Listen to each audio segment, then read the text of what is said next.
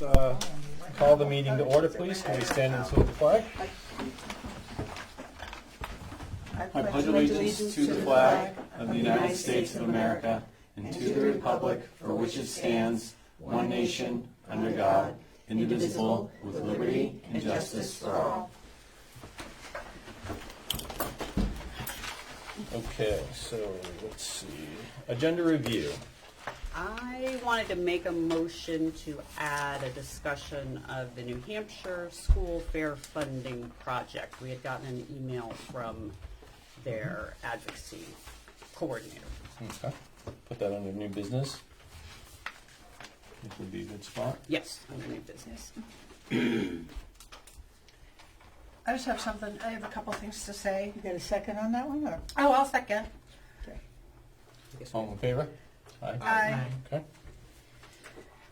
Yeah, a couple things to say. This week is Teacher Appreciation Week, and on Thursday, PTA, I'm going to help PTA, we're going to do, it's not a surprise, right? Teacher lunch. Teacher lunch. And so just to, drop a note, appreciate your teachers. And tomorrow is National Walk or Bike to School Day. So just, I know we have the Slow Down Wakefield signs, but just, be extra careful. That's it. That's all I have to say. If you stop by the rec, they'll give you a helmet and breakfast. A free helmet. Awesome. Yep. Nice. You say it's next Friday? We're doing it next Friday. Oh. Excellent. Anybody else? Agenda review? All right. Let's move on to presentations. We have PTA on here, but I don't see. Okay. Let's move on to the 8th grade field trip. How are you? Pretty good. Good. I was told I didn't have to do all the fanfare this year. I'm sorry to disappoint those that have sat through it before, but we're going back to Boston for 2 days. It's the standard, Boston 8th grade trip. They're going to do 1 day kind of structured together, and 1 day where they get to sit down and decide as a group what they're going to do with their friends and stuff like that.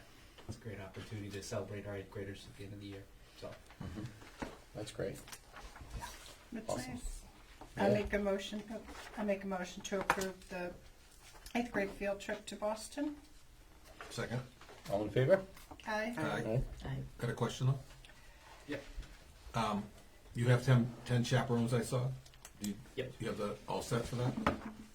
We are working towards, making sure that we will have that number, yes. And one other question. Why do you go and come back and then go again? They used to stay over. I've definitely thought about the idea of an overnight, but if you do a pros and cons list, usually the cons end up outweighing the pros there for several different reasons. But logistic-wise, it's just a matter of putting our students in the best situation to, succeed and stuff like that. And you think about we're going to be at a hotel probably, and everybody's going to be split up in the rooms, and then it's how do you do supervision, how do you decide who's going to be in the rooms, then I got to bring in the maybe parents to come down, and then that kind of changes the whole dynamic of the trip. So definitely have considered it, and again, it also would be fairly expensive. Funding the lodging would be taking up a big portion of whatever. We already do a ton of fundraising for the trip, so it'd either require more fundraising or for us to delegate some of the other stuff maybe towards the lodging. So I've always said that one of my other goals while I'm here is to eventually figure out a way for our students to get back to Washington D.C. And obviously, if that was the case, that would have to be an overnight sort of experience. But when you're going that far, it's kind of a necessity thing anyway. So. You answered my question. Thank you. Thank you, everybody. Perfect. Thank you. Take care. All right. Next we have the 6th grade Province Lake field trip. And they're not here, but I believe they sent along their proposal in your packet. Yep. With his, yeah.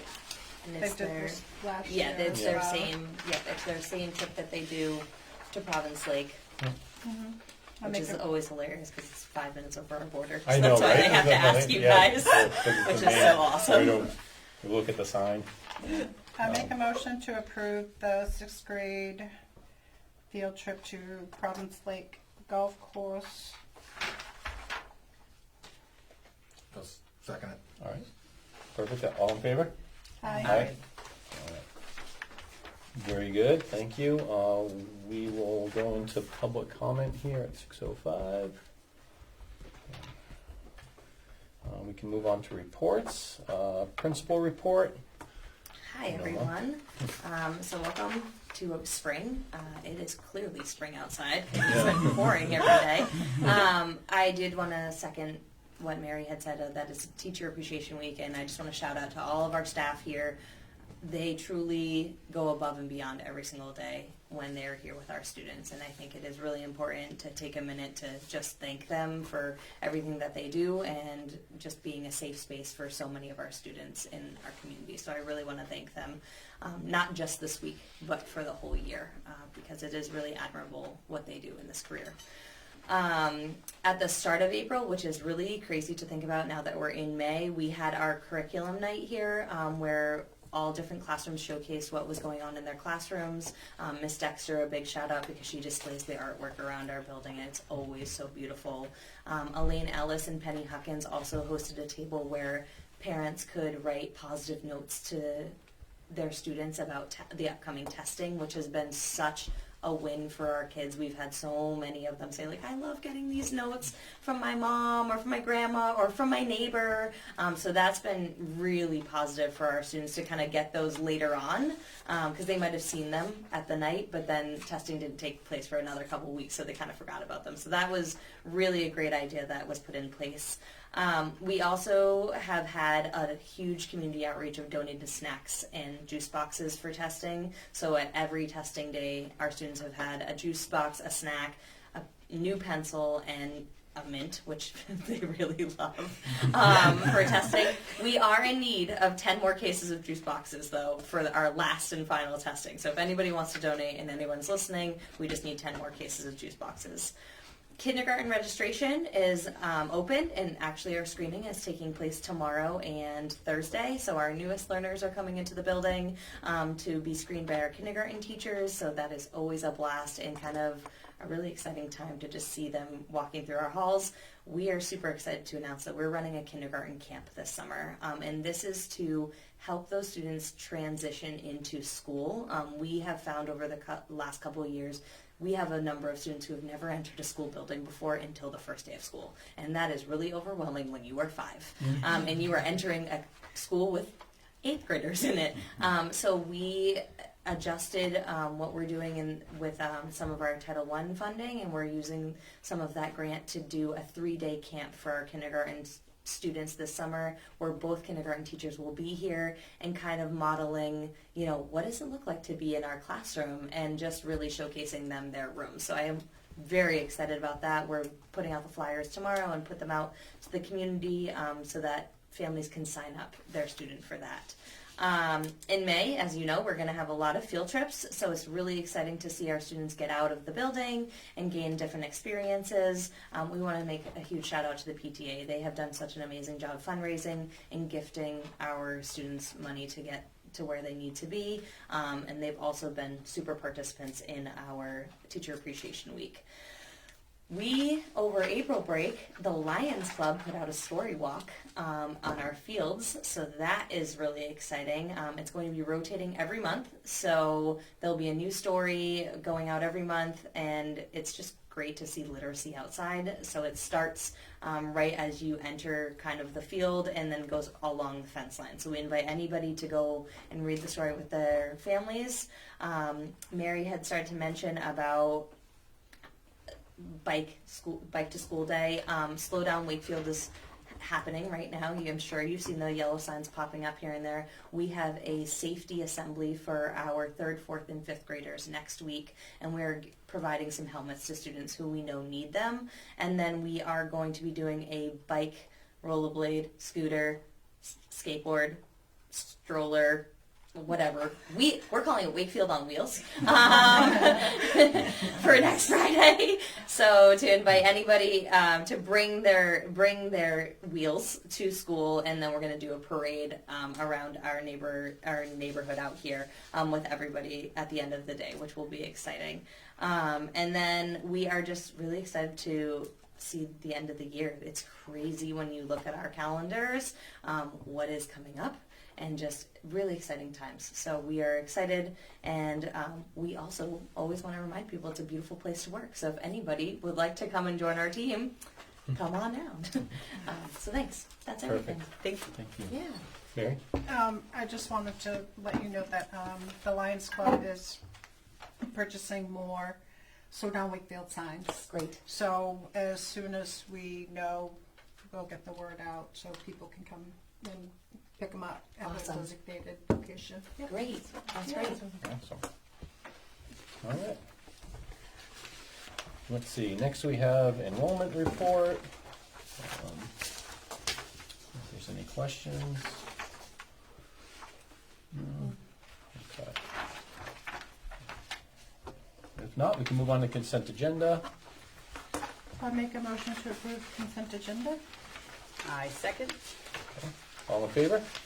Aye. Aye. Aye. Aye. All right. Opposed? Opposed. Yeah. Meeting minutes.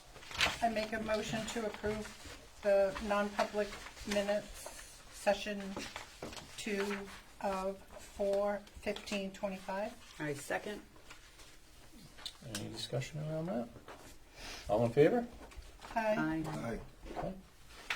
I make a motion to approve the public minutes of 4/15/25. I second. Any discussion there? All in favor? Aye. Aye. Okay.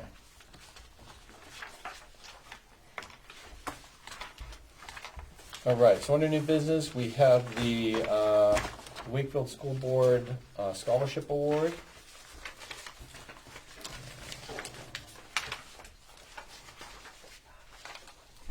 Yes, Donna.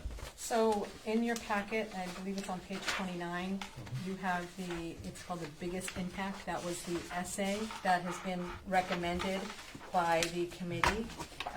And so the committee it consists of a principal and an ELA teacher and the superintendent, but at the time, there was no superintendent. So the principal and the ELA teacher looked at the essays without names on them. And this is the one that they have moved forward. So tonight I'm looking for a recommendation to give this student the scholarship from the board. I make a motion to approve the recommendation from the committee to receive the scholarship. I'll second.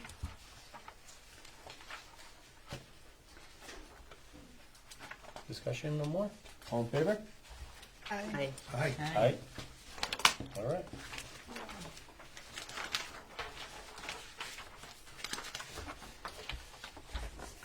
Now we go on to high school scholarship night.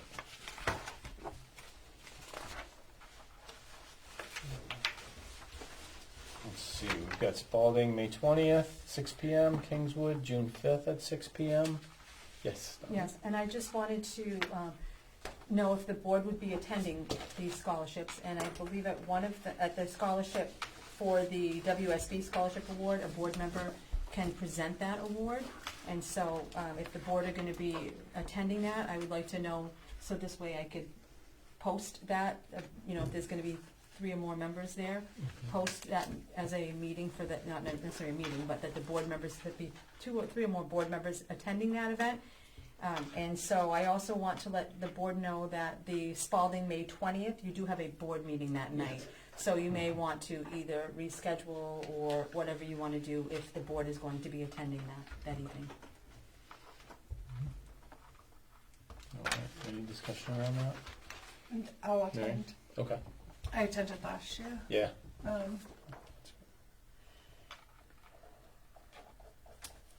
It's nice. Yeah. Yeah, I'll Okay. attend if anyone. Okay. And we don't need to decide now, but if you could drop Donna an email and Yeah. let her know. Okay. And I don't know if anyone else wants to come, that's fine. So which one, Mary, you said the Spalding one? Yeah, I have to do both, actually. I have to do both, actually. So I will be there for Spalding and Kingswood. So, So that brings up the question, do we move the board meeting or just have her missing from the board? I'd like to move the board. I haven't missed a meeting yet. I don't want to ruin that. Yeah. She wants the award at the end of the year. She hasn't missed one day. We'll give her an award. So Monday or Wednesday?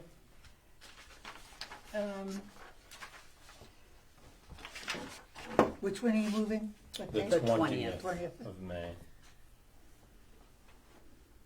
Wednesday's the only day I don't have anything on there because I still have lacrosse practice for Austin. So if I'm not here, I'm at lacrosse. So What day is open for you? Wednesday. I can do Wednesday. Wednesday's my only day. Is what? That's the only day I'm open to. Okay. So we'll move it to Wednesday. Yeah, Okay. That's the 19th, right? The 21st. 21st. Oh, Wednesday's right now.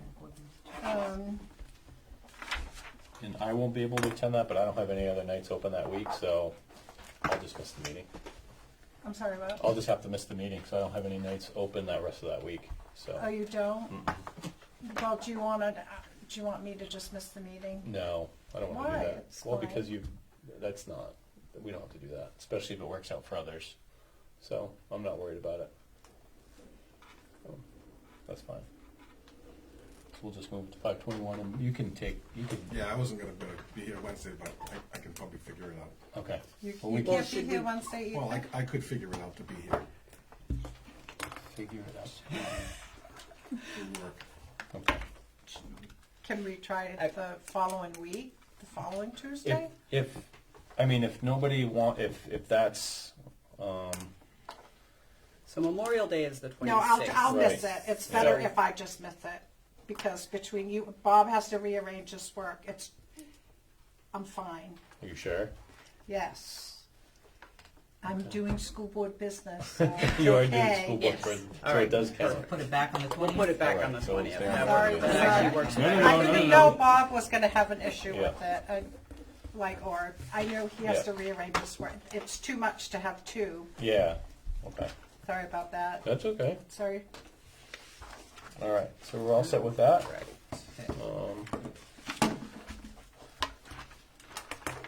All right. So let's talk about New Hampshire Fair funding. Let's talk about New Hampshire Fair funding. So this came to my attention. The Board of Selectmen actually talked about this. I assume they had received the same email that we did, and they were talking about this, which prompted me to think, I think we also received an email.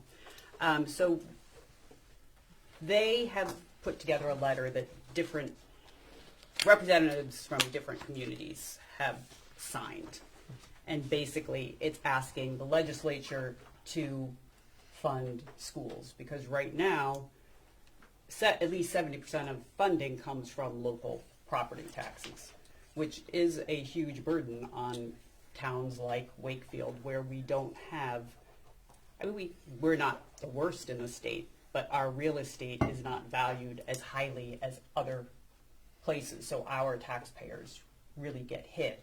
And as costs keep going up and up and up, they're really looking for more aid from the state. New Hampshire is the last in the nation in terms of the percentage that the state legislature contributes to local schools. So that's sort of the gist of the letter. I can go into more detail, but I think you've all read it. So from my perspective, I think it's incumbent on us as representatives of the kids, the schools, and our taxpayers to demand more from our legislature to support our public schools. We're special ed costs keep going up, and right now the state is only paying about 17% of your typical special ed student. So a little more help would be appreciated. Now, is that legislation, is it going to go through, or has it just? So there's is it no going legislation yet? yet. Okay. They're responding to what legislators have already done or not done, as the case may be. Okay. So there's no specific, when I read this letter, there's no specific legislation that they are advocating for. But the gist is more for the legislature to look at the big picture and start looking at how they're allocating education money and bring some back to the public schools so that our taxpayers aren't quite burdened as much. So it's not just changing the percentage that schools would receive. Is it just because they didn't want a cap for each district or town? Because there was some kind of budget cap I was reading So through. they did. There was some proposed legislation about imposing a cap on all communities in New Hampshire. I think that was defeated. But that wasn't the only. That was one of the issues I think that this organization was concerned with, but not the only one. That was just sort of a piece of it. And my understanding is in this current proposed budget, there is a small increase that the legislature is weighing to increase adequacy aid by, I don't remember, 1.3% or 2%, but that's still not going to come with adequacy aid at $4,800 right now, and the average student costing $22,000. That 2% isn't going to close our budget gap very far. Right. And the same with special education students. I think we get approximately $3,300 more per student. But again, the costs are Way more than that. way more than we are seeing from the state. Yeah. Donna? So there's actually a couple of things that's going on right now in legislation. So I was involved in the Conval lawsuit. And the Conval lawsuit did the same thing. What they did is they took how much money would it cost to educate a child, not including transportation, and then we actually went and sued the state for that and won. And right now it's been, they keep fighting it. And so now what the state's doing is they're trying to change 306s and saying, well, we really don't need history, we really don't need this, we really don't need that, right? Because that's their way of saying, well, now we can cut costs if we start cutting these things out, right? So right now we're still fighting. So we won that case, which would bring more money from the state to that. So what happened is the Rand case now came up, which I'm also part with Kathy Hubert, who is actually part of the New Hampshire funding. I know her well, and she's part of the Rand case. And what the Rand case is saying is, they came and they're suing the state, saying it's constitutionally the state is supposed to be paying for the education of kids, not the taxpayers. And so they're saying you should be paying more and we should be paying less. New Hampshire school funding actually comes out, and if this board is interested, I don't mind reaching out to them and seeing if they would mind coming out and doing a presentation. They actually come out to districts and they do a presentation and they show the community actually how much money it costs for a child in Wakefield and how much money the state is paying. And it's really shocking when people actually see the numbers up there about, wow, okay, something's wrong. And that sometimes sparks the interest of people to want to move forward to legislation and write to your senators and to your representatives and say, don't support this, right? And so that's something that's also we can do. Actually, this evening and potentially Friday, I'm going to be testifying in Concord. And I'm testifying in Concord because right now we're looking at the school choice program. And so I'm against school choice, right, because of the fact that what that does is that does not equalize schools. That puts people at a deficit, right? Because one of the things is there's no transportation. So the only people that really can make school choice are the people that can transport their kids there. So what is that doing to our other population, right? So it's not fair and equitable, and so I'm testifying against that on Friday. They're thinking it's going to be two days of it because they started at 8 o'clock this morning and they're going till late tonight and they're going to do it then. So there's all this stuff currently in legislation that is based on, could cause damage to districts, right? Because if you think about it, if Wakefield had school choice and parents could decide to uptake their kids, and the taxpayers in Wakefield have to pay for their kids to go to a different school, the impact that's going to have here, right? Because you're going to have to get rid of programs, you're going to have to get rid of staff, you're going to have to get rid of a lot of things, and it's not fair and equitable to the kids that are staying here. Yes. So there's all these different things that are going on right now in legislation. And I know that was something that had happened in Vermont, and it's a case that it wasn't successful in Vermont. They've had some real problems in some of these towns where the burden is shifted to a town that had a really good school district with all these kids coming in, and now they're having a hard time keeping up when you have these other towns where the kids are suffering because they don't have the opportunity to go to the other districts, and it's been a disaster in Vermont, and I don't know where it stands at this point, but I know it wasn't. They're taking comments from people, so people can write in and say, this is not something that we should move forward with it. Mary, sorry. I thought school choice was different, but I thought it was open enrollment. Isn't that That's something like the as same well? thing. It's Yeah. okay. Yeah, it's the Open same enrollment. Okay, I just wanted to. Yeah, so it gives a parent the ability to go to any school district in the state of New Hampshire that they choose to. The caveat for that, so as superintendents, right, we're getting together because we're like, okay, this is going to happen. What impact is it going to have on our districts, right? The school board has the right to put a number on how many kids they can accept.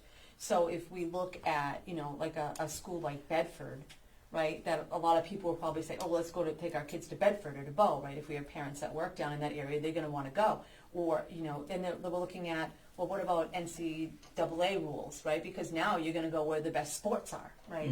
So you're going to have all these things going on. And so we're talking about what can we do? And so one of the things we talked about is, well, you look at enrollment, right? So you may say, well, the board has every right to say, okay, well, we're only going to take 5 kids. Right? And so that way the schools don't get overloaded. But what does that do to small districts that all of a sudden all these kids start going elsewhere, right? And really, should the burden be on the taxpayers? So the taxpayers of Wakefield have to pay, Bow, right, for the kids to go there. And so that's what would happen if Wakefield resident wanted to go to a different school. Wakefield taxpayers would still have to pay Yes. for that child to go to wherever they Yes. choose. That's the open enrollment. Okay. Yes. Gotcha. Yes. Is there anything that we need to do as a board, like right now, or are we just discussing it? Well, they've asked us to sign this letter that we received attached to her email. Just they're using this, when they go to the legislature and say, these town leaders, community leaders, would like you to look into funding. Now, what's interesting, what I don't quite understand, because when I look at the signatories, it doesn't necessarily look like boards all voted to sign. Like there are some individual people, That's what I saw too. as opposed to like in some places like Newport, I think the whole board signed. So I have to admit, from a procedural standpoint, I don't know if we make a motion for all of us to sign, or whether this is more just an informational, and if you feel like you want to sign, you sign. I have to admit, I'm a little stuck on that. I personally don't know the answer to that question. What I read was Wakefield's not representative right now, right? Right. Right. There's nobody from Wakefield is on here. None of the selectmen. So they were just talking about it Wednesday. They're looking for more information. And they were looking for more information because I don't think they weren't quite is they didn't have Donna to Right. answer Right. questions Yeah. for them. I do So- think, No, go ahead. I do think, I love the idea of a town, like a town presentation for board members and for anybody who wants to come and hear what they have to say.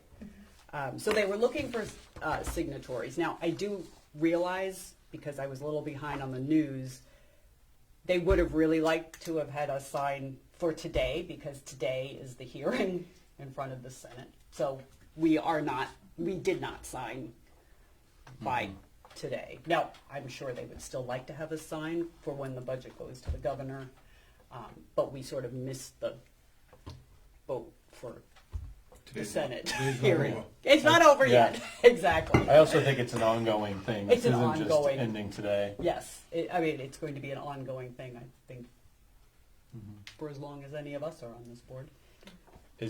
Can you arrange for a presentation? Yeah. Because that'd be great. I think we can make have a presentation, then we can make an informed decision as a board, or I don't know if we need to, or if just individually somebody feels like they want to back it, they can probably just sign petition, but. Yeah, that's like, Yeah. I'll go on record personally saying I would like to sign it. Yeah. Okay. Yeah.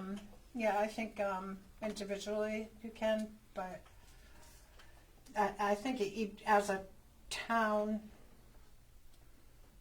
I think it's important that everyone gets all the information because it will affect the taxpayers. So, Kind of like the lunch one that we did. We did the informational Yeah. with the lunch aid and, for funding Yeah. and things like that, and looked at how much they paid us for lunches and, because yeah, I mean, Really we like can to see set it all up the and have it kids. right in the gym.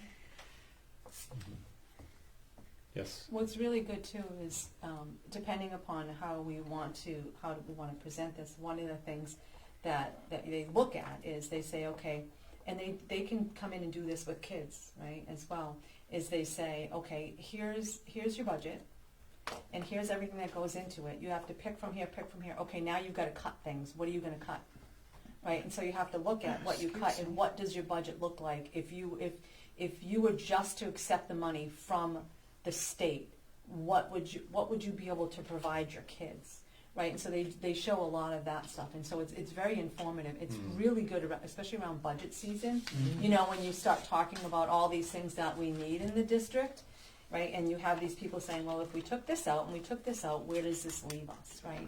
Because we have these laws, the 306s, that say what is required by law, right? And so I think that it'd be very informative for people to actually see what it is, what it looks like. And I don't mind reaching out to the town to see if they want to do a joint thing, or and I don't mind, I already have all the stuff to organize it in the contact. So That'd be great. we can start building that bridge with doing a community and school event that we can host. Yeah, that'd be great. Yeah. Excellent. Let the town know. Yeah. Yeah, I'll reach out. we would have it here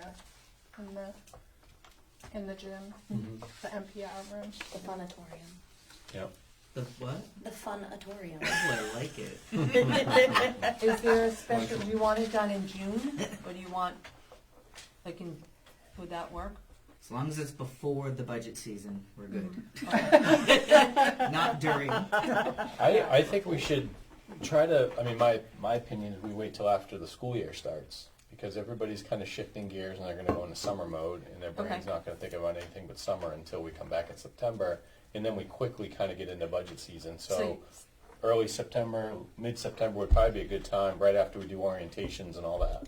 Okay. Oh, I like that idea. I think you're Yeah. right, because some people get in summer Yeah. summer Well, mode. and especially And if you're you're going to right. start talking about the budget, and then people are going to say, "Oh, that's why we need that. That's- That's why we need that We that." is accelerated in the perfect. budget in October pretty quickly. Yeah. All right, so I'll look from. And the town can, in the budget committee, we can inform the budget committee, and they can sit in on it too. Yep. And I Exactly. probably have them come out and do something with the 8th graders. I can work with you, and then that way the 8th graders can be having those conversations at home with their parents about, wow, this is what we'd have to cut if this and that. So, Yeah. Right. so- Okay. Well, that was great. Next, let's get on to committee updates. First, we have Joint Loss Committee. I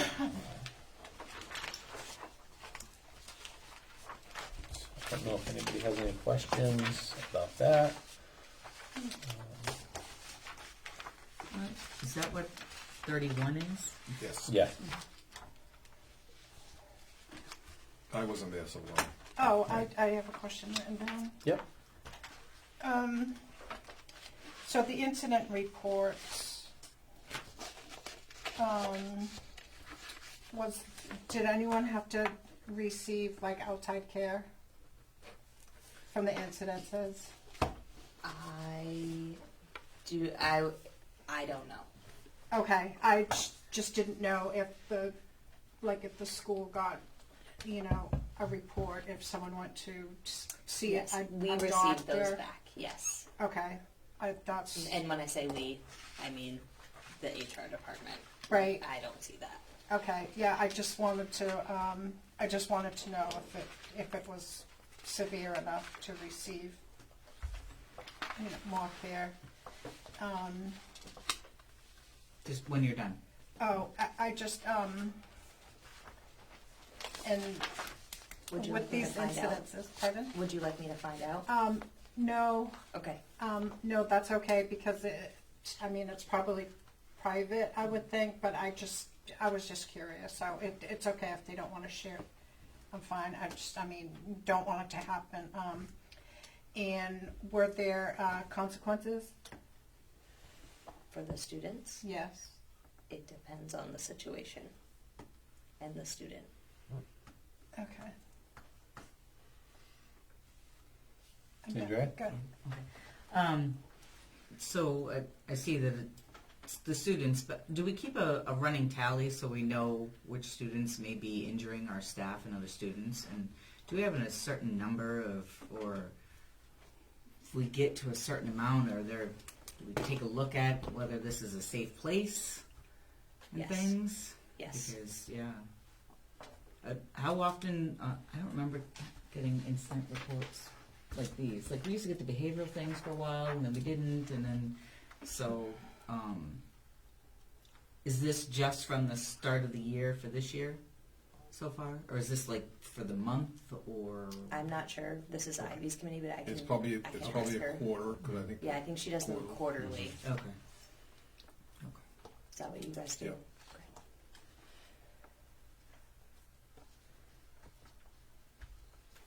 Anything else?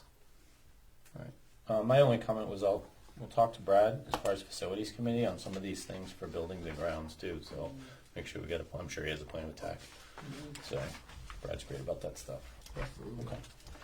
Okay. And then the curriculum committee.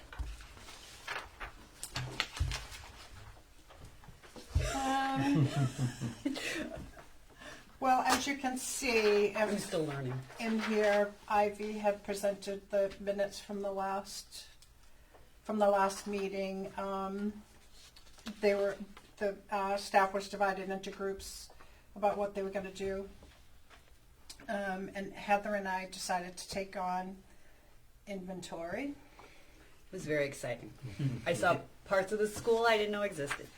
Yes, so it started with the white building outside, and the white building and the trailer out back. So we had to do those.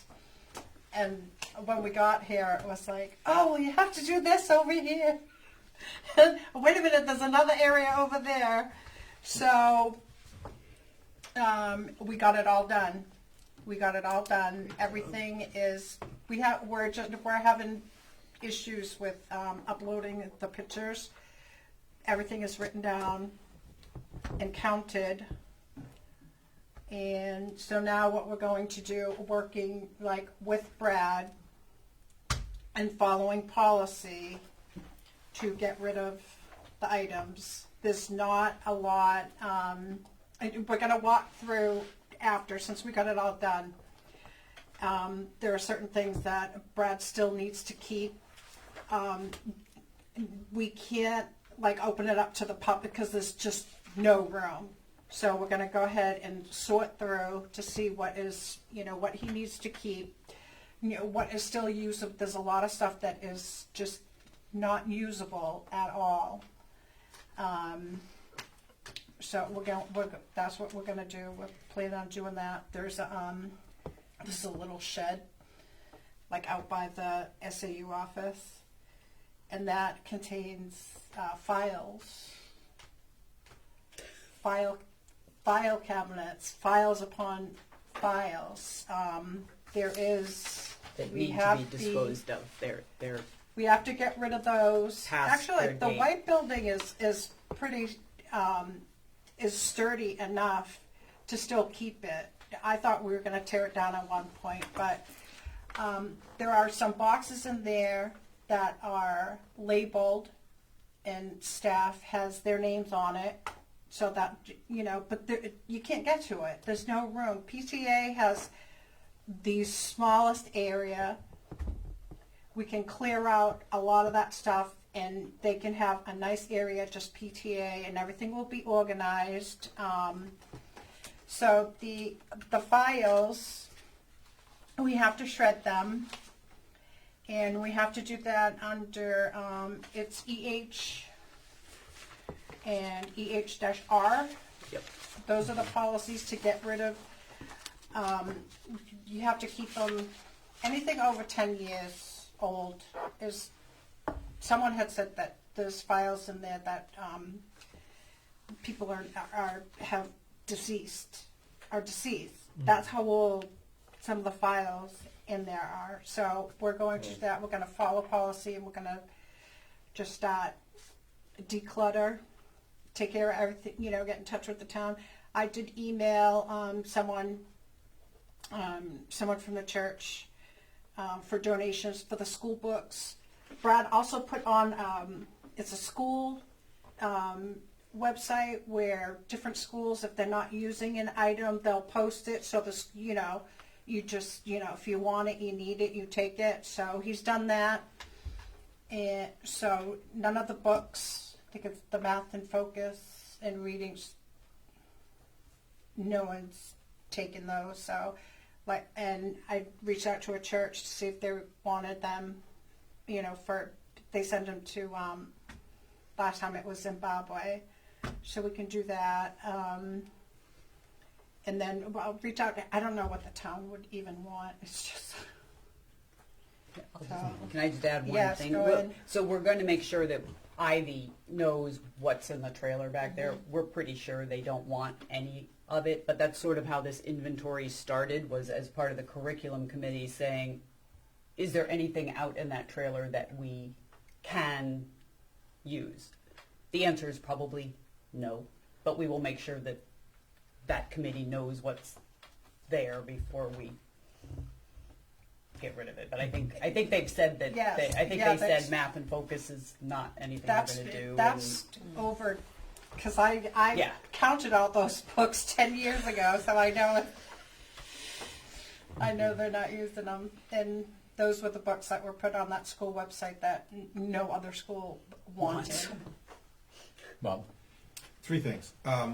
So typically you keep files for 7 years. I don't know if a school is different of how many years you have to keep files and stuff. Has anybody checked the basement for anything down there? Oh yes, Oh, we yes, did the we did. basement. So I'm sorry. Big room, huh? Oh yeah, we had to do the basement too. We That's did why- the basement too. And I believe the Lions is putting on a shred event coming up. I'm not sure when that event is. I'm not sure of the That'd be date. the perfect time to do that. Yeah, we can do that, but again, working with Brad, he's in charge of the facilities and making sure that Ivy, curriculum, she's had and other I don't know if they want anything. I doubt it. It's just. Yeah. Just get rid of it. They made the Yeah. list. You could show them the list. And Yeah. Pardon? Right, I yeah. said you made the list. You can show them the list. Well, Good job. that was the biggest thing, Yeah. because a couple years ago when Brad was trying to get rid of the stuff, and we didn't have a list of the inventory, what it was, and everything. So So now we have We have the list. We have Good the job. list. Awesome. Donna? So you have a policy DN, that specifically tells you how you need to get rid of Yes. things. The board can waive that policy because it's kind of, like you're supposed to go to the town to see if the town wants anything. And you're supposed to go to, people in the community to see if they want anything. And then there's like a big list. And this even means like broken desks and chairs because it doesn't specify anything. So the board could waive that policy and have the two of them make the decision for the board to throw away stuff that is broken or junk. So that way, if you guys decide that okay, these chairs, it only has 3 legs, we don't need to go through this procedure because we already know it's junk, then we could just bring that to the dump. Because once we start bringing things to the dump, you may have people in the community say, why is the school district throwing stuff away? We put money into that, right? And so this way the board can say, well, we waive this policy because X, Y, and Z. We know it's junk and it's not going to work, that type of stuff. Can we waive the policy and give Brad the authority to determine that it's broken? I don't know that Mary and I need to say That the 3-legged that- chair is not useful. That was part of what Brad had discussed with us. There are old desks. There are a lot of old desks, and Brad, he gave me a number and said Wooden or metal? different, all different ones. Because you probably get money for the metal. Right, which Right. he knows. Yeah, so, but we would have to do that. Okay, so say and there's some old gym lockers, so they're metal. So if we brought the metal to a scrap yard, I would have somebody come to us, so we would have to do that. well, that's what we're gonna work on. We're gonna figure out how to get rid of all this stuff. But that money would go into unanticipated revenue, and then at the end of it all goes back to the town. So, I mean, that's how I see it happening. Donna? Unless the board specifies that they want that money to go into a specific thing. So you could say, well, we have this nice trip that our 8th graders go on to Boston, so they can use that money to put towards that, and then maybe they can stay overnight, right? Or you can do something like that as well. So it doesn't become unanticipated. Now it goes into a fund. Yeah. I mean, Bob? it sounds nice, but, the town basically paid for it, so if it goes back to the town, Yeah. that's it. But I wouldn't take it anywhere. There's plenty of scrap people that want to come in and make some money off it, or, pay us a little bit for it and stuff. And Yeah, like I said, it's, we want to work, Heather and I, we started it, we want to see it through, we want to see a nice place for PTA items, and have a space where, teachers, a lot of times they have seasonal books, they need to have a spot to store it where it's dry and it's not going to get ruined, and that's what I would like to see. Well, let's get a motion to waive the policy. Because we are at that time of the year, summer's coming, Brad's gonna need the storage, he's gonna need, Yep. so I would just go full, I just let that happen.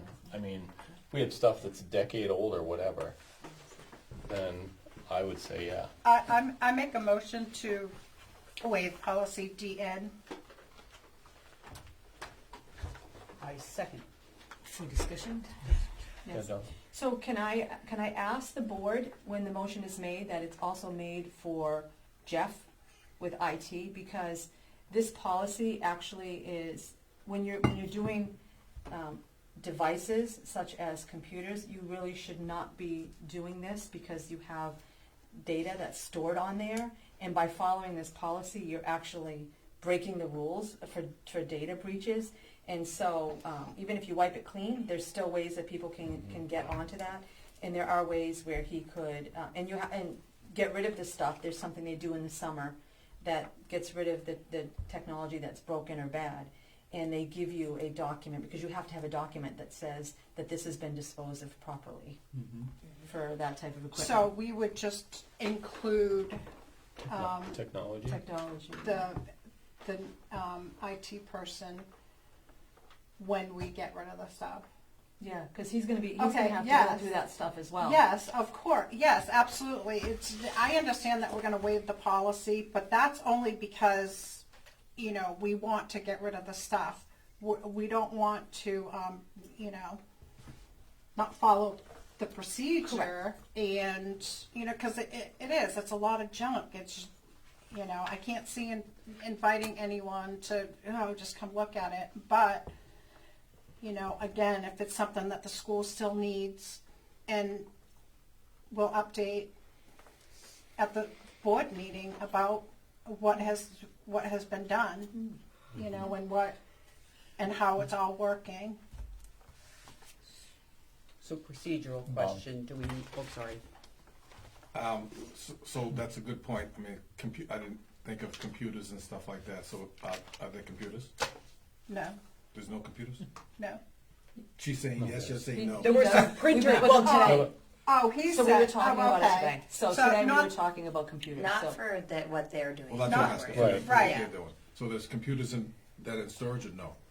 No, no. There So were it's no. basically chairs and desk and There's furniture and like just Heather? There were old printers down there, so that's a different thing to get rid of than just metal chairs. And procedural question, going to what Donna just said about IT. Do we make a separate motion, because the IT is going to be a consistent Yeah, thing just change the policy, where right? do we I'm have not, a I'm not different- sure.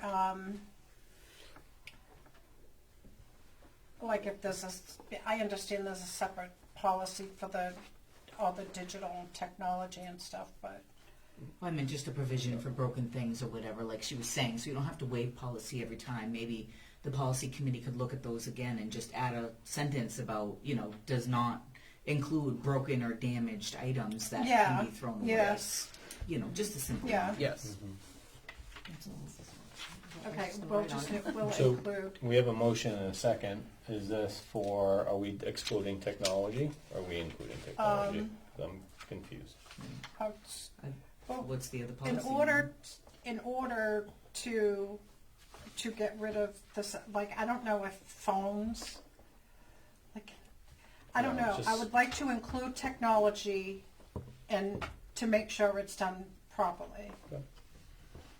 so is there printers that will work if somebody could use them? No. No, No. no. No. I just don't want to throw anything that somebody could probably Well, fix and use. that's why it's, like I said, we People would be can't afraid of have some like, companies, right? everyone, come and look. There's not enough room to move in there. And it's old, like, over 10 years old. It's just not used. The teachers would be using them if they were able to use them. So the printers, maybe, I don't know if they have a, Well, no, most likely you can't get the drivers to even hook them up to a computer for it They- to function properly. So Yeah. and they've been in through, unless they're in the basement, freeze thaw cycles for over and over and over again. So they're boat anchors. And they're ancient. Yeah. I mean, I haven't seen printers like this in a very long time. And I think that, then Jeff, the new IT guy, is absolutely amazing. So I think that he would be able to look at the stuff and make the determination if it's something that he can salvage, and he would if he could, or if it's something that he could say, well, this is something that there's no way, right? Because one of the goals that we talked about for him is, saving the district money, and how can we save the district money, right? Because we need to be, fiscally responsible. So we need to make sure. So that's one of the things that we talk about. Yeah, it's stuff, like I said, stuff that we can use, we will definitely use. And we'll save, a couple items that Brad said, oh, just in case, so we're going to keep those. But, to waive this policy so we didn't have to come for like each I item. agree. I think Like we I just didn't- waive the policy and let you guys do what needs to get done. So, I agree. mean, and, you know, Heather and I have been doing it, discussing it with Brad. We can discuss it with the new IT guy and, you know, one of the whomever, someone from the SAU office is, you know, everyone's involved as, you know, not two people going in and saying,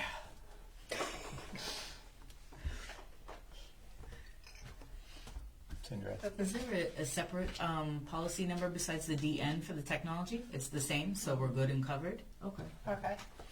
All right, so all in favor? Aye. Aye. Aye. Okay.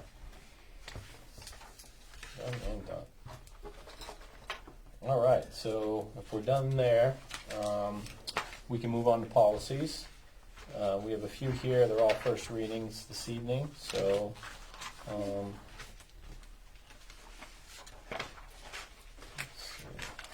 the first one, IHBAA, evaluation requirements for children with specific learning disabilities. Heather. I have a question for Donna on this one, because the language says we can either use one or both of these determination. Mm-hmm. Do you have a feeling on whether we should have one or both? Well, I think that sorry. Go ahead. I think that if we have both, it gives us that option.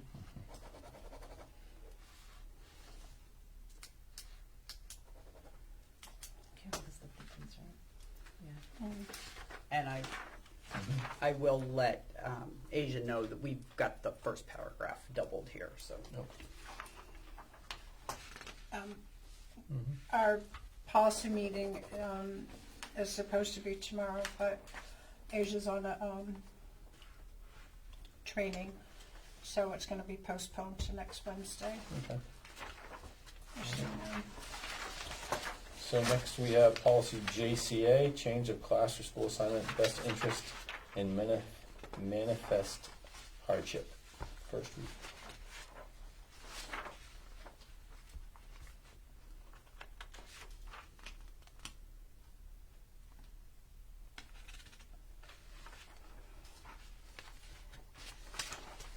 Yeah, we'll change.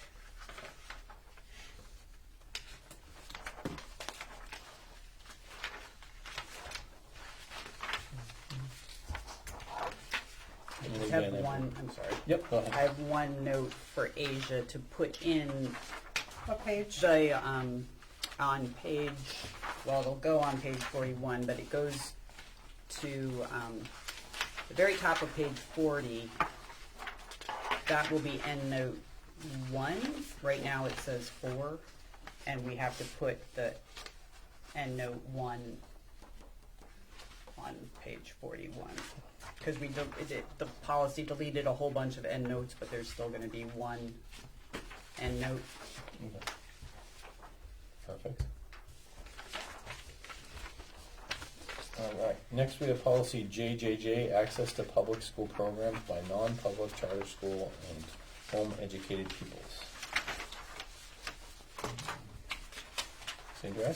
I just had a question because this speaks to the service director, and if disputed arises between the parent guardian and the district as to the pupil's rights to these services, the student services director shall inform the superintendent. So who is the services director? Because I know we have a student services director, but who's the services director?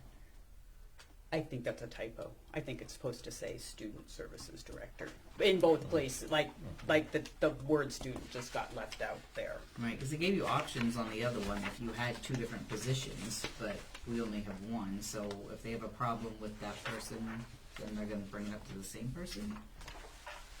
Am I reading Oh that yeah. wrong? I see what you're saying.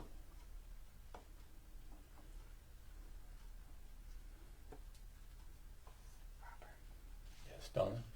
So one of the I was things, reading. one of the things that I've developed is a form that parents need to fill out.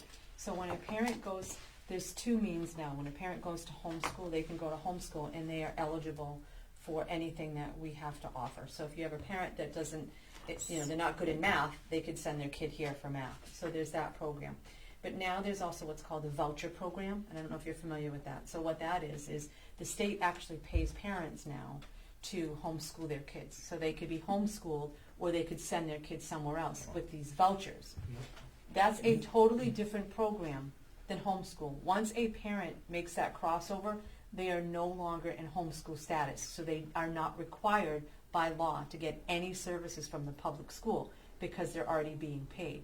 So what I have done is I have created it's almost like an application process that any parent that's homeschool has to, or whatever, that wants to do something, because the voucher program, if you're in the voucher program, in order to receive services from your public school, you have to pay. So whether it's sports or a class or anything that you want to take, because the state's already paying you the money that we would have received, they say, well, no, now you're required to pay the district. So they're no longer entitled to get those free services. So what I've done is I created an application process so that any parent that wants to take part of this program has to fills out an application, and then I ask, are you part of the voucher program? And whether they say yes or no, I have access to go on and look to see if they are, and I could either deny their request or say, yes, you can come, but you have to pay. But it also brings it to, so Ivy would be the first point of contact, Norma would be the first point of contact to say, yes, we have room, right? Because if they want to take band, but there's no room in band, then she could say, well, we don't have room, right? And so then we look at, okay, we don't have space available at that time. Maybe there's another time that fits.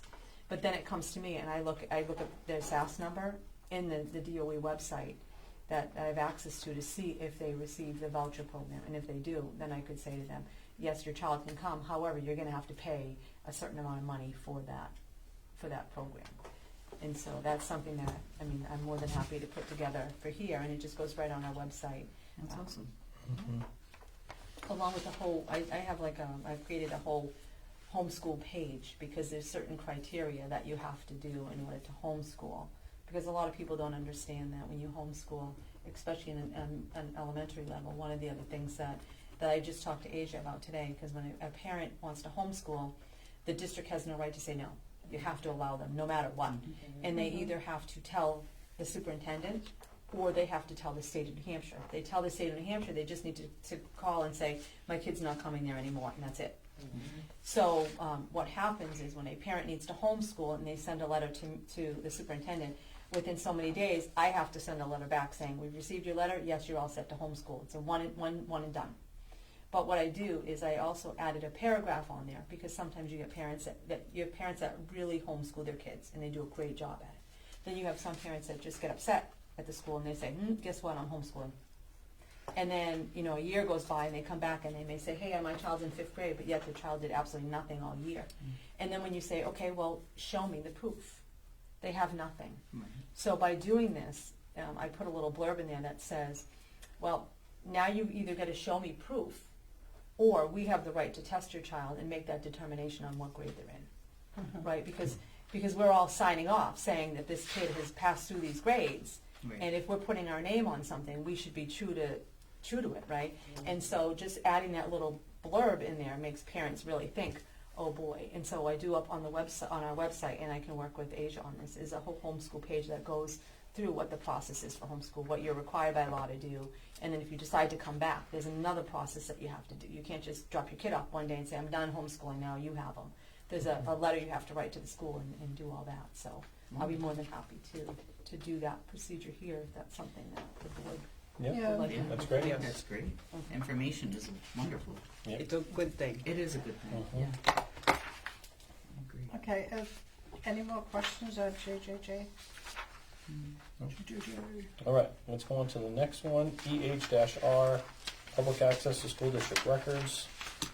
Procedure for public access to district records, right to know, first reading.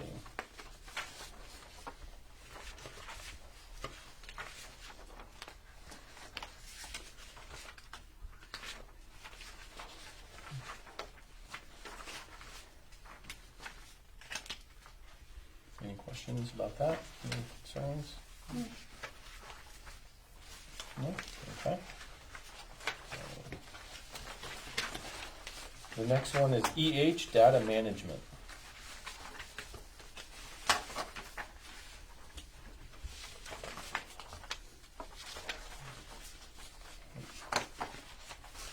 Any questions about that one?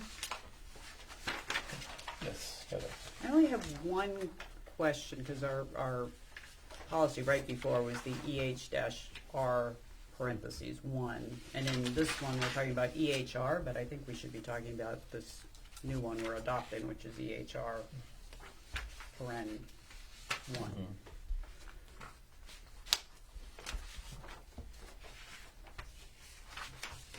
Okay. Anything else? All right. Let's move on to policy JLF, reporting child abuse and neglect. I make a motion to table policy JLF. Okay, I second. okay. It has to go back to the committee. It does, okay, Yeah. perfect. And then was that the one you were saying? Yeah, that was Yeah. the one Perfect. I had said to Mary just now. There are two policies referenced in this policy that we do not have. So Okay. we need to come back as a package with all of them. Perfect. All in favor of tabling? Aye. Aye. Okay. All right, so next let's go on to nominations, hires and resignations. And we have, let's see.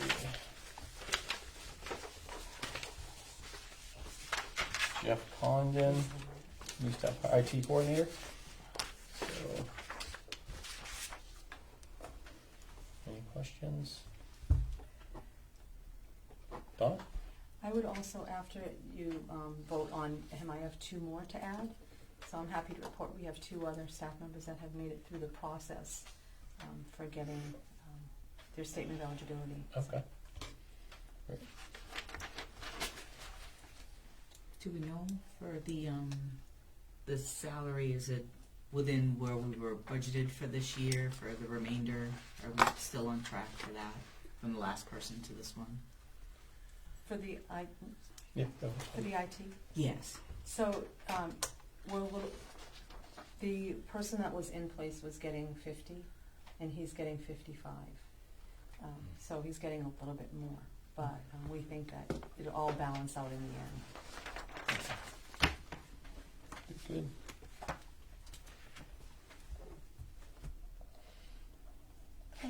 Who does he report to? Who does he report to? Does it say on the? What did I miss?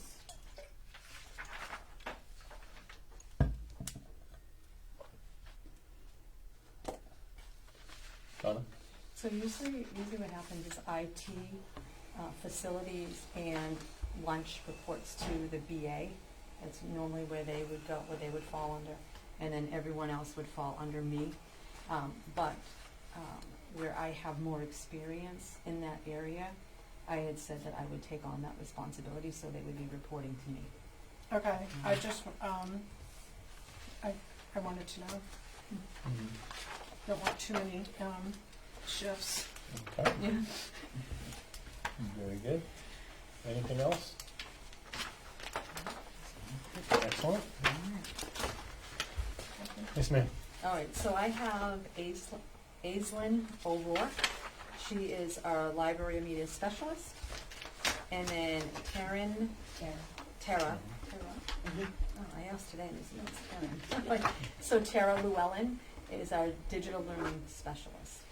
And so the reason why they're coming now and not at the last meeting was because their stuff came through like the very next day. So I've been working with them to get everything they need, and so we are actually looking pretty good, and so I'd like to recommend them to move them forward, to offer them a contract for the positions that they're Okay. currently in. I make a motion to approve the nomination of Tara Llewellyn and Aislinn O'Rourke. I second. All in favor? Aye. Aye. Okay. Good. Don't need a motion for the IT guy? No, that would be a, FYI? FYI, Okay, yeah. just want to make sure. Okay, nothing under follow-up. Yeah, I actually. Oh, you do? I just wanted to know, well, from the previous meeting about the gym floor, have we had the Primex come out on that and take a look at that bubble? I don't know. Anything's ever been done with that? I was gonna say, we were a little Yeah. bit. Brad gave us an update today, but the bubble itself was fixed over break. So I actually saw it was gone. I went in there Yes. before I came in here. yes, so it was fixed, and I don't know what other. I do not recall. He gave us a lot of information today about what next steps are for the gym floor. So I can have him draft that up and email it to you, or if you have a better. Yeah. So I think what's happening, right, is right now there's this little bubble here and it's being bandaged, and then there's another bubble here and it's being bandaged. So one of the things that we were talking about is realistically what should be happening is that whole floor should be ripped up, repaired, and then replaced. Something like that would probably cost about $65,000, right? But when we're looking at, we got $25,000 back from one thing, right? So we could put that money towards it. And then looking at using maybe a contingency fund, I think that's what we had talked about.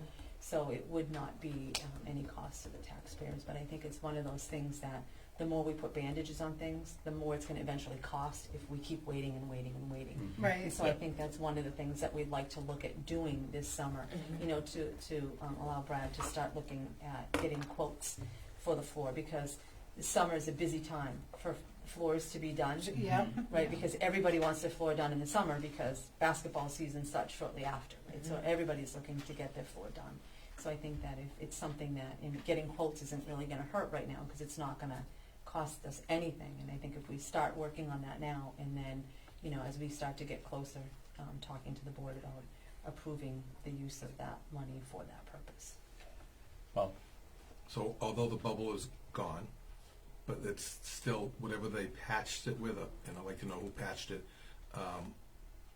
whatever they patched it with, now underneath it feels like it's built up. So it's still not a flat floor any longer. I don't know if anybody's seen it yet. So it's still there, it's just not a bubble any longer. And who, did it cost us any money to patch it? yeah. Go ahead. He didn't say if it did, I'm not sure who did that, but, I mean, I can give another I can either send something to the board to let you guys know, or we can do another update when we get further, you know, next meeting, or, I mean, I can let the board know I can reach out to him tomorrow and let the board know tomorrow. We have a facilities meeting, I believe, at the next one. So No, I can go, have- I'm just saying, Yeah, I can we talk have- about the gym floor like every meeting. Yeah. You Yeah. know, and, eventually Yeah. either get it done right, or Yeah. get Primex in saying, we really need to replace it and stuff, but. Sandra? I believe it was Portsmouth Quality Flooring that came in and repaired the bubble. Yes. Who did? Portsmouth Quality Flooring. At a cost, you know?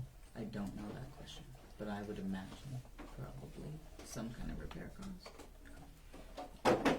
Yes. And the other question I had is the vans. Where those stand? Are they back here now? Are they still at the Prizio's? Are They sit next to your truck. Are they? Yeah. I didn't notice. all blended. Sandra?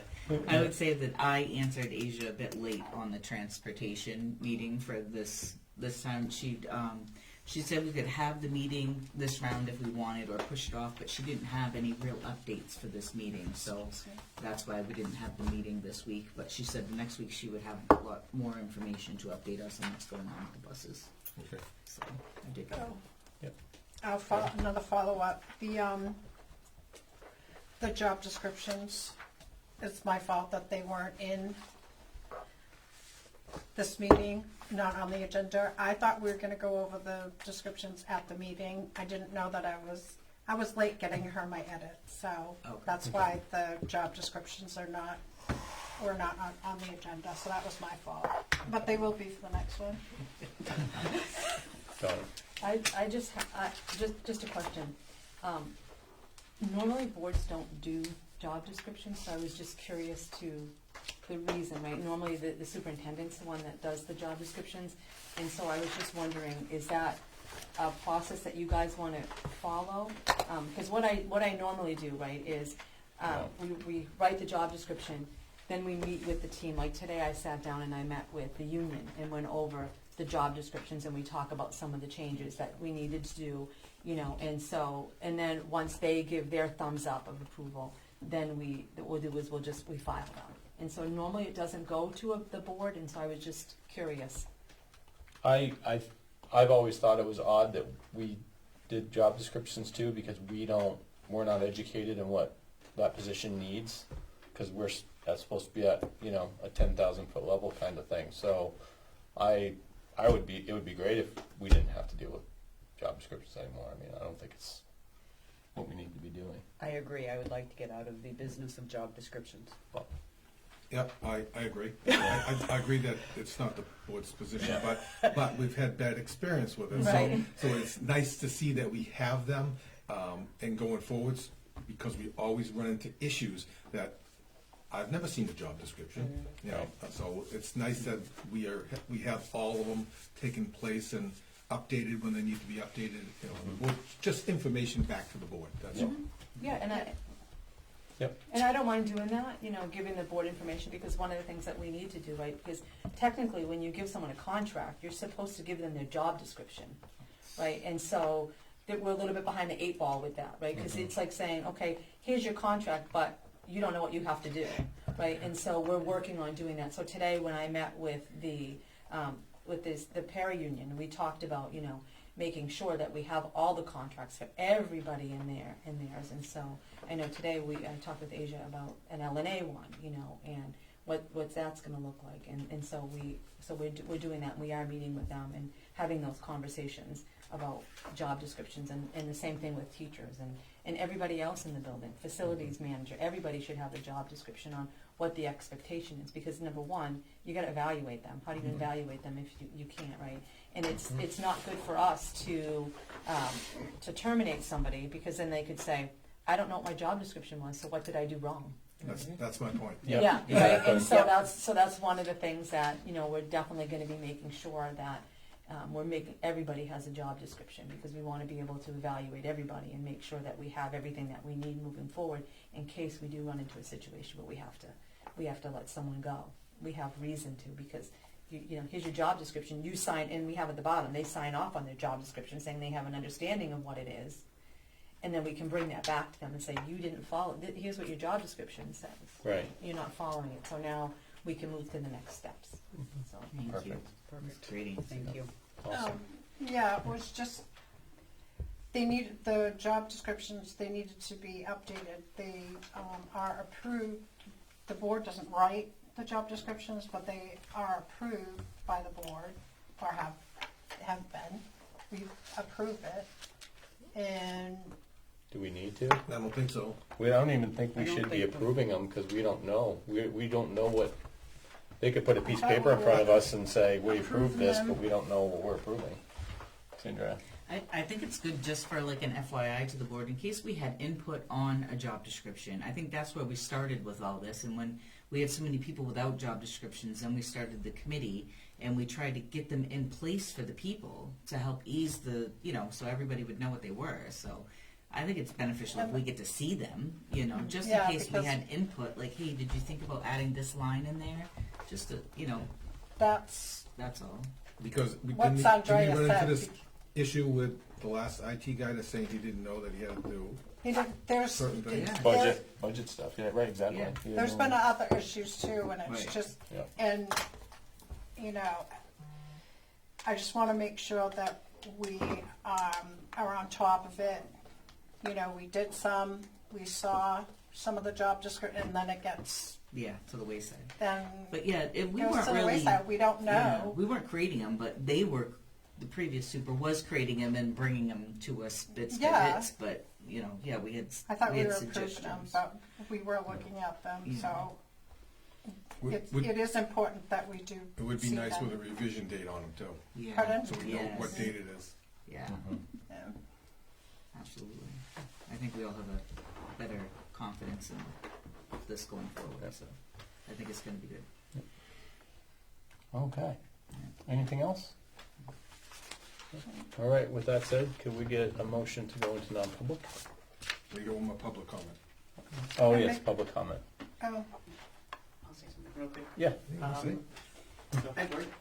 Hey, Max. I just want to say that I definitely recommend that the board, when it comes in your journey in learning more about this letter to the state government, as you're researching it and learning more about it, I recommend that you all as a board sign it as a whole and not individually. I think it would be really empowering and very important for not only the people of Wakefield, but also the people who the people who work in the school and the students, that not only are you being mindful of the costs, the burden, the financial burden of having a school on the people of Wakefield, but also maintaining the care and support that you have for the students and the staff here at the school. And from my perspective, even though I haven't read the body of this letter, from my perspective, at the very least, it's a way. It functions as opening up a formal dialogue between local government and state government to figure out how do we solve this problem of financing our schools. It sounds like there's already a big, reasonable population of local governments that are interested in signing it or have signed it. And it's not going to be a conversation that ends in just a couple weeks or whatnot. It's going to be an issue that probably comes up again and again in New Hampshire State House. So I think it's very important that we definitely consider being part of it, and that you all consider doing it as a board, as a whole. And it is very important to be a part of that discussion one way or another. So, thanks. Thank you. thank you. May I say one thing to the community before we? Sure. To Max's point, this letter that I referenced is on the New Hampshire School Funding Fairness Project website. So anybody who wants to read what we were talking about, they can pull that up on the website. Perfect. Okay. So, with that said, can we go and get a motion to go into non-public? I make a motion to go into non-public under RSA 91A 3(2). C. What's the minutes? C. C? Yep. I second. All right. Roll call. Colin, aye. Call Smacker, aye. Bill Koskis, aye. Well, Paul Farrell, aye. All right. Would you like me to say?